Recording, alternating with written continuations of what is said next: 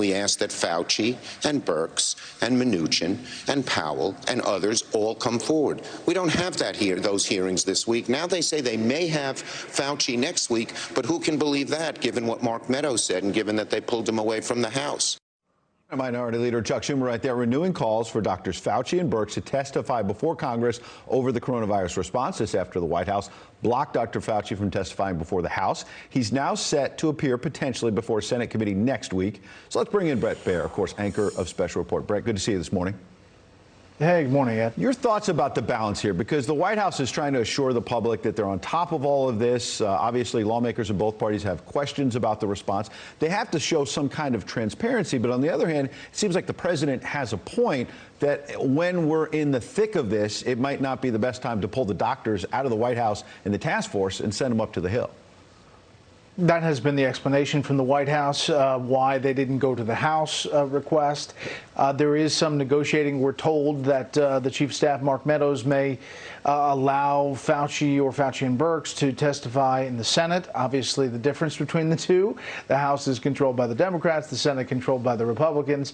But I bet they'll, push comes to shove, they'll have some hearing. But their point is, they've got a lot of work every day and conference calls and everything else to deal with. Absolutely. The other big thing, obviously, now with the Senate back to work this week, the House expected to come back next week. Beyond these oversight hearings about the federal response and whatnot, is what they're going to do about the economy as states begin to reopen. I understand you have some intelligence about what we might see in terms of these negotiations and how another stimulus bill may look.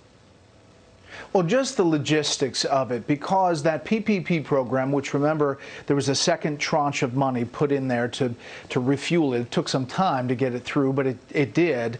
We're told that that may run out this weekend or Monday. That's significant. Obviously, the loans are getting out the door, but there are questions about some of them, whether small businesses can get access to everything they need.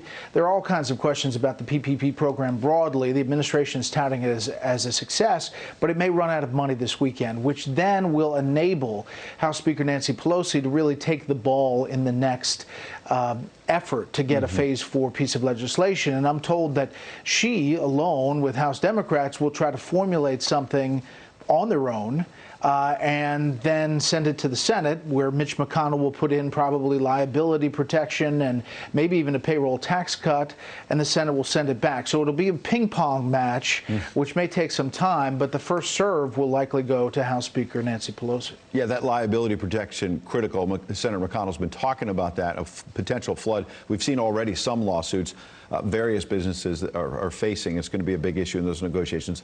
Obviously, getting the economy going front and center in the 2020 presidential campaign as well. And I wonder what your reaction is. We haven't had a chance to really dig in on this since Friday's denial by Joe Biden directly on MSNBC about the sexual assault allegation. And in the last 2 days, the New York Times has had these op-ed pieces, one from the left yesterday suggesting maybe the Democrats should go to a plan B instead of Biden. And then today you've got David Axelrod and David Plouffe, obviously two former Obama advisors, saying, Joe Biden, if you're going to win, you got to get out of the basement. What are your thoughts about where we are? It seems like there is some angst on the Democratic side, just what's coming out publicly. You referenced two of those articles, but there's obviously other things on social media. And that the Tara Reade allegations, while this investigation is going on or whatever it ends up being, is a speed bump and may really, we'll see where this all goes. The bigger threat, perhaps, to Joe Biden's candidacy is Joe Biden.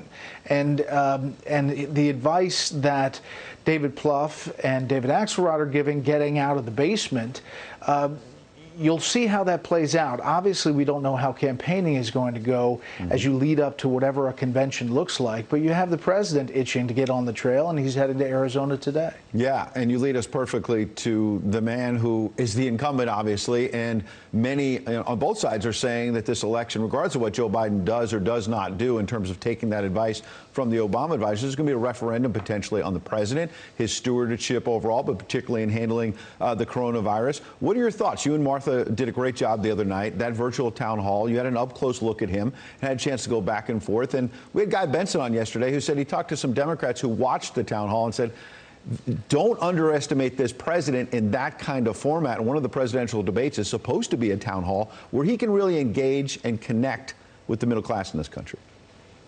Yeah, clearly that's a format he thrives in. He was, he sometimes goes off onto tangents, as you know, but he likes that relaxed answering questions from citizens, clearly. Mm-hmm.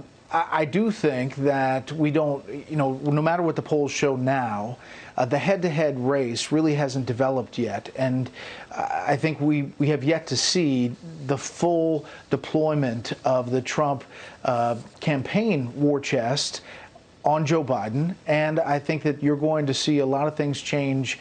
But the biggest part of this election is the referendum on how we do coming out of this coronavirus, both on a health crisis side and on the economic side mainly. Absolutely, no doubt about it. Brett Barrow will be watching 6 p.m. Eastern. Thanks for coming on. All right, Ed. Sandra.